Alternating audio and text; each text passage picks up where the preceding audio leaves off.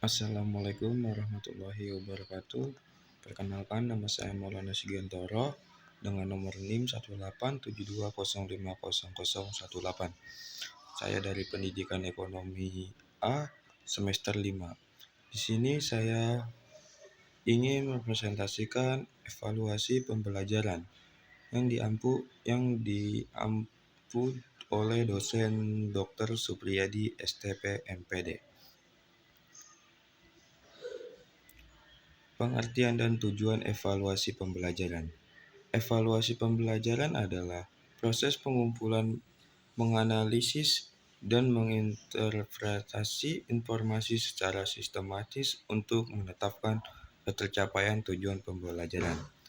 Evaluasi pembelajaran bertujuan untuk mengumpulkan informasi yang menjadi landasan dalam mengukur tingkat kemajuan, perkembangan, dan pencapaian belajar peserta didik, serta keefektifan pendidik dalam mengajar.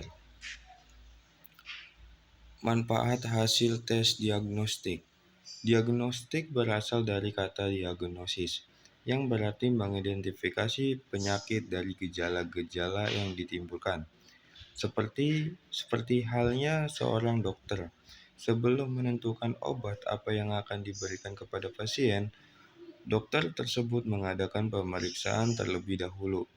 Demikian halnya juga dengan guru sebelum memberikan bantuan kepada siswa. Guru tersebut juga mengadakan tes untuk memeriksa kesulitan belajar siswa. Tes seperti ini yang disebut dengan tes diagnostik.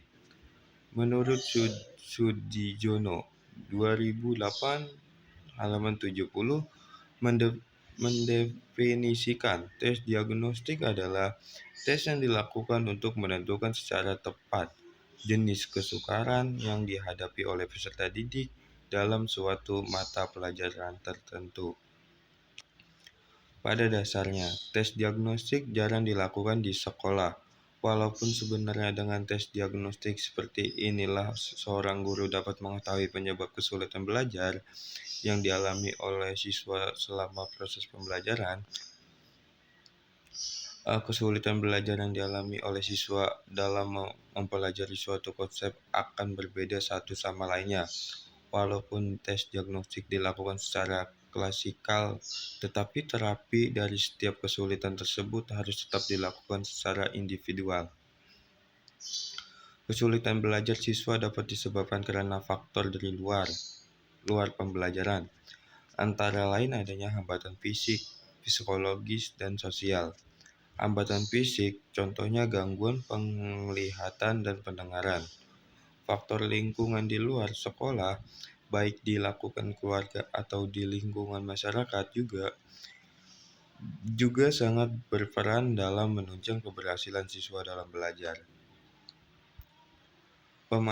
Pemanfaatan hasil penilaian non-tes.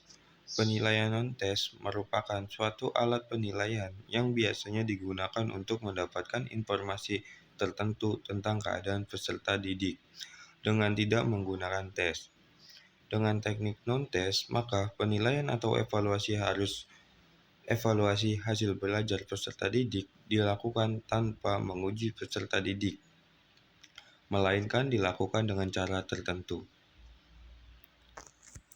Jenis teknik penilaian non-tes, yaitu ada dua, observasi dan penilaian portofolio. Di sini kita akan masuk ke observasi terlebih dahulu. Merupakan teknik penilaian yang dilakukan dengan menggunakan indera secara langsung.